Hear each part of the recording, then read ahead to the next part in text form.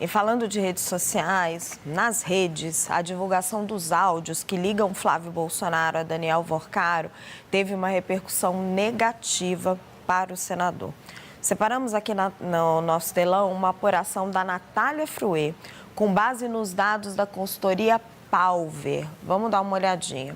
Até a 1h de ontem, Flávio Bolsonaro tinha 45% de menções positivas e 43% de menções negativas.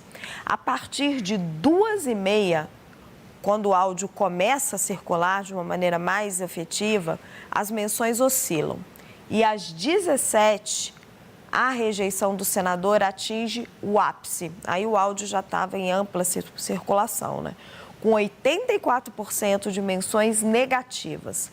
Às 18h, Flávio se defende e os números voltam a mudar. No fim do dia, 32% das menções eram positivas e 57% negativas. O levantamento também aponta para uma reação negativa ao vídeo de Romeu Zema. Tá vendo? Acompanhe aqui comigo, quando Romeu Zema ataca Flávio Bolsonaro. Segundo a Palver, as menções negativas chegaram a 46%. Vamos conversar com o Eduardo Gayer. Gayer, a gente sempre olha para as redes como uma espécie de termômetro, né, do que a população está percebendo, embora a gente não saiba o quanto isso vai durar ao longo do tempo. Agora, o caso Master, eu sempre fico muito atenta a ele, porque ele não vai mudar o que pensa as fatias mais polarizadas do eleitorado, que pegam ali, grossíssimo modo, 30% dos eleitores da esquerda, 30%, 35%, às vezes até 40%, que vão de Lula, 35%, 40% que vão de Bolsonaro. Mas ele pode pegar aquela fatia do eleitor independente, aquele eleitor que está indeciso ainda, ou que tende a votar no Flávio, ou tende a votar no Lula. Esse eleitor que move o pêndulo, quando você conversa com analistas como o Felipe Nunes, da Quest, ou analistas que estão com essa sensibilidade, né, mais a flor da pele, pegando o pulso do eleitor toda hora, eles preveem uma eleição muito parecida com a última, que vai ser decidida ali por 2, 3, 4 pontos e vai ser decidida por esse eleitor independente, esse eleitor que pode ser mais sensível a esse caso. Você foi no ponto agora, Raquel, porque existe sim essa probabilidade de um levantamento como esse pegar de fato esse eleitor mais independente, porque tem essa parcela que vai votar no Flávio Bolsonaro independentemente de qualquer coisa, a parcela que vai votar no presidente Lula independentemente de qualquer coisa, e tem o eleitor independente, que é o que decide a eleição.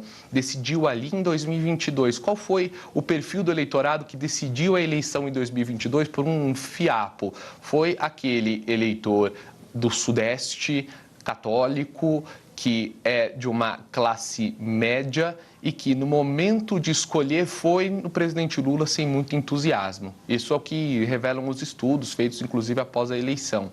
Esse tipo de eleitor se decepcionou com o presidente Lula ao longo do governo e passou a acenar com a campanha de Flávio Bolsonaro. E por N razões, até por uma própria fadiga de material do presidente da República, alguma decepção por vários episódios contraditórios do governo ao longo dos últimos anos. E agora é esse eleitor que parece começar a pender de volta para o presidente Lula, de maneira muito discreta. Na Quest dessa semana, que é uma fotografia que ainda não pega o fim da taxa das blusinhas e esse escândalo do Flávio Bolsonaro, já aparece uma tendência positiva entre os independentes. O presidente Lula melhorou entre os independentes, o que deu aquela oscilação positiva. Muito embora tudo dentro da margem de erro, na Quest dessa semana, o presidente Lula já está numericamente à frente de Flávio Bolsonaro, retomando a tendência anterior.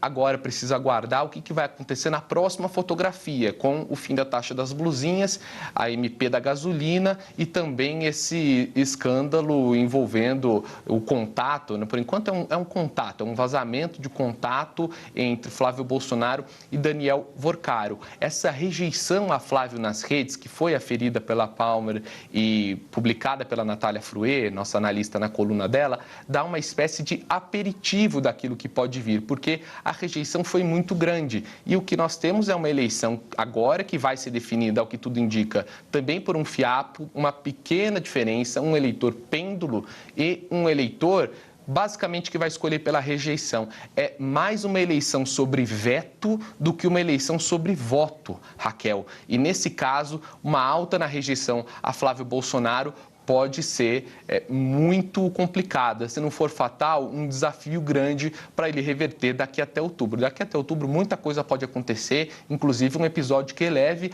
a rejeição do presidente Lula. Mas é um mau presságio para o senador Flávio Bolsonaro ter uma rejeição alta nesse episódio, porque isso pode sim repercutir nas pesquisas de intenção de voto, Raquel.